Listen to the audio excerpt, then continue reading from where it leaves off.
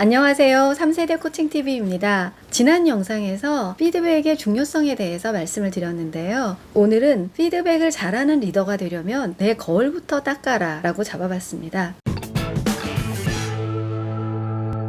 조직의 문제를 못 풀어서 답답한 우리의 주인공 강 팀장이 박 코치를 만났습니다. 첫 번째 만남에서 박 코치가 강 팀장한테 거울 앞에 서서 지그시 자신을 바라보라고 합니다. 여러분도 휴대폰이라도 들고 한번 보시겠어요? 어떠세요?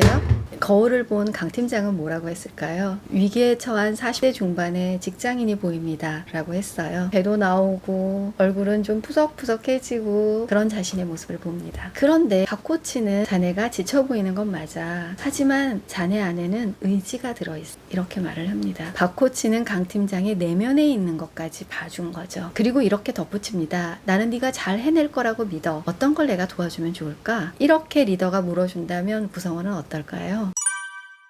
제가 지난 영상에서 인생에서 가장 기억에 남는 피드백이 뭐냐고 질문을 드렸는데요. 여러분들은 어떤 걸 떠올리셨나요? 좀 부끄럽지만 제 사례를 하나 말씀드려 보려고 합니다. 제가 처음으로 큰 조직의 리더가 되었을 때였어요. 잘해보고 싶은 마음은 넘치는데 잘 안 되는 거예요. 그 이유가 관련 부서에서 협조를 안 했기 때문이었어요. 저는 정말 그렇게 믿었거든요. 저희 담당 임원한테 가서 맨날 그 얘기를 했습니다. 쟤네 때문에 일을 못하겠어요. 나는 정말 일을 잘하고 싶은데 쟤네 때문에 안 돼요. 이렇게 맨날 얘기를 했던 겁니다. 어느 날 그 임원이 저를 이렇게 보시더니 나는 네가 굉장히 괜찮은 사람이라고 생각을 하고 있었어. 그리고 다른 사람한테도 그렇게 얘기를 해왔어. 그런데 지금의 네 모습은 그 모습이 아니야. 내가 기다릴 테니까 다시 돌아와. 이렇게 말씀하셨어요. 그 말을 듣고 가장 먼저 놀랐던 사실은 나는 스스로 잘하고 있다고 생각을 했거든요. 그런데 나의 직속 임원이 내가 일을 못한다고 하는구나. 여기서 가장 놀랐습니다. 그리고 나서 리더로서의 저의 모습을 살펴보기 시작했습니다. 그 피드백 덕분에 저는 책임을 질 줄 아는 리더로 성장할 수 있었습니다.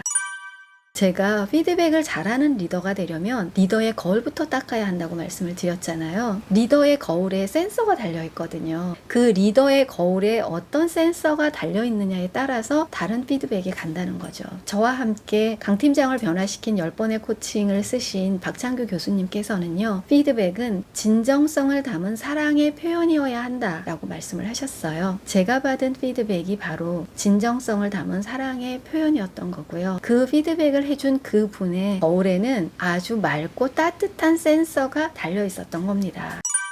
여기서 더 중요한 한 가지가 있습니다. 박 코치는 강 팀장에게 매일 거울 앞에 서서 자신과 대화를 해보라고 얘기를 합니다. 사실 피드백이라는 건 상대와 주고받는 것도 있지만 내가 나에게 하는 피드백이 가장 중요하거든요. 내가 나를 향한 거울이 맑고 따뜻해야 다른 사람도 그렇게 진정성과 사랑을 담아서 비춰줄 수 있을 겁니다. 네, 오늘은 피드백을 거울에 비유해서 말씀을 드려봤는데요. 오늘 이야기를 들으면서 도대체 어디서 어디까지가 피드백이야 이런 게 궁금하지 않으셨어요? 그래서 다음 영상에서는 피드백에 대해서 조금 더 실질적인 이야기를 나눠보도록 하겠습니다. 오늘의 미션 있습니다. 강 팀장처럼 하루에 1분이라도 거울 보기를 하시는 겁니다. 처음에는 힘드실 수도 있어요. 하지만 꾸준히 계속 보시다 보면 내 거울을 닦는 방법이 뭔지 깨닫게 되실 겁니다. 오늘 영상 여기까지 봐주셔서 감사하고요. 다음에 뵙겠습니다.